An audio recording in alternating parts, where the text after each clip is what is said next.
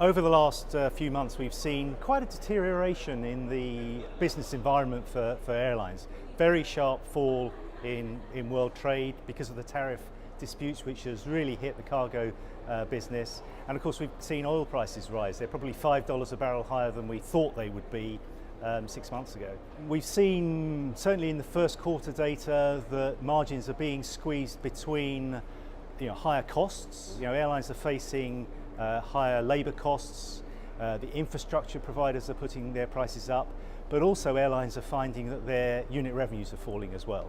For the industry as a whole, we've seen a marginal decline in the first quarter, but it varies a lot between regions. So actually there's relative stability in the performance of the US, North American airlines, and actually same in Latin America. There's been some improvement in Latin America.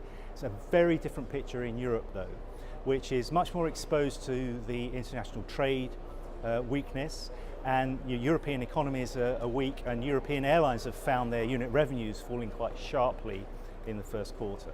The last 6 months have been a bit of a disaster for air cargo. We've seen a really sharp fall in volumes, which has reflected the wider trade situation. So following the imposition of tariffs by the US and retaliation from China, it's really hit all the supply chains. So we've seen air cargo falling very sharply. Last month it was down almost 5% compared to where it was a year ago. And it's a very difficult business at the moment. The wider economy, global GDP, although it's slowing, is still fairly healthy.